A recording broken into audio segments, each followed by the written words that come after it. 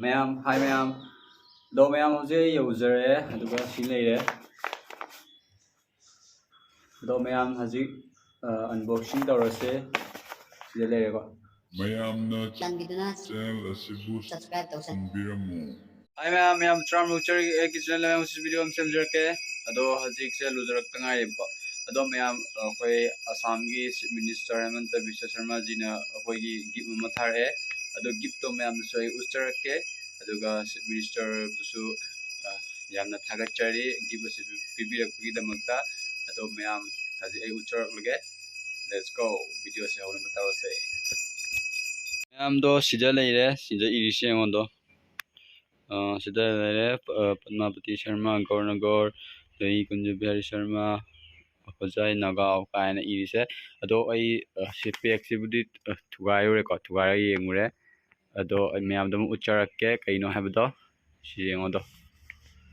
ma'am kai mali yengo na sonda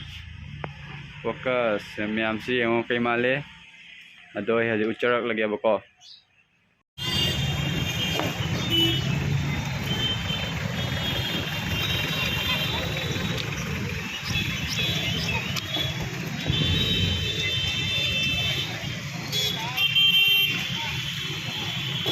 Ma'am langi ado aise angang school kin malam bane video nam khalaga ado hoji halaga video nam loine ma'am ado yum chalaga video nam rose aduga ai ucharak lage asina hojai main road ne gari ma'am cheli aduga sidisina gas house am leire aduga sidana petrol pump leire aduga aina chatoi somda amu hangidoine aduga sidisida Asmol hospital leire aduga aina angang thiluduna adagi building se simnakta Don Bosco da aduga si jaga sina Adarso Bazar gauri amdoi dukan amda lepap bani kirama chage jana ado dukan sida online payment ya dia hai ado hajik halani online payment ya adrabina do jaga se sine hi ma'am do ma'am hoje user hai aduga si leire do ma'am hajik unboxing tawrase sida leire ko ado sise koi helum leirambado adugi damakta harakpane koi mama gi mamingda Padmapati Sharma haina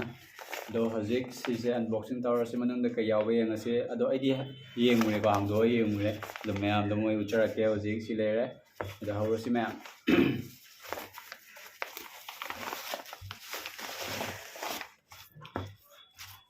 ma'am sine Assamese ki kudai mateng ni ko se ado si kudai mateng sidi yam tang mani ba asi se putna helum gi phone ni ko se putna saba phone ni machine saba nate da leirong chu yam na phajai ba ko ado ma'am asumaina ahoi gi helum da git bb rapgi damakta ahoi Assam gi chief minister Himanta Sharma bu ahoi yam na thagachari haninga letna aduga ahoi da awatpa leitna Ambibai the Muksu Yam Takachari, although Shisha Yam Fajiba is a lower the Pulake.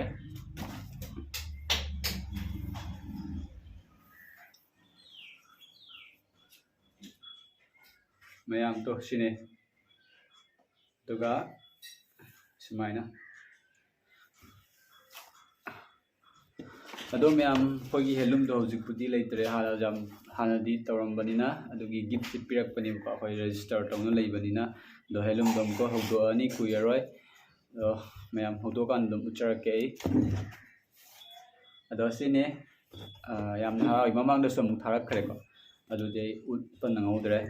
handak sidi ma'am dai ullage torokpani ado sumaina ma'am tharak pane ba aduga asangi youtuber ma'am tharak pane do koi yum da sumai thabire direct minister dagi tharak pani ko asije do I hapsan kharaga pek tawrage amu amamang da sumam tharak khare ko invitation ga torok khare program la to bada la ukaina do koi chat pado namdaba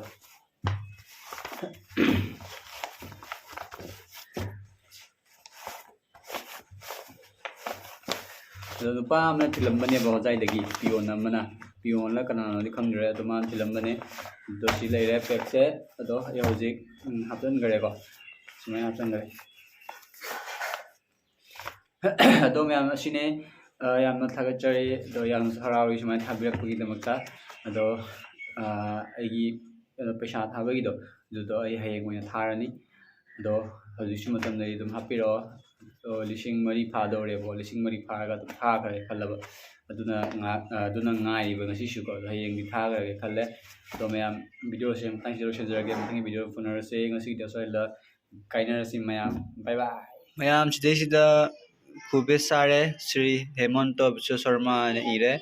ꯑꯗꯣ ꯑꯩꯈꯣꯏ chief ꯃꯤꯅꯤꯁꯇꯔꯒꯤ ꯃꯤꯡꯅꯤ ꯑꯗꯨꯒ ꯃꯥꯅ ꯊꯥꯔꯛꯄꯅꯤꯅ ꯃꯥꯏ ꯃꯃꯤꯡ ꯊꯥꯔꯛꯑꯦꯀꯣ ꯑꯗꯣ ꯚꯤꯗꯤꯑꯣꯁꯦ ꯑꯩ upload ꯇꯧꯖꯔꯒꯦ ꯃꯌꯥꯝ ꯌꯦꯡꯕꯤꯔꯣ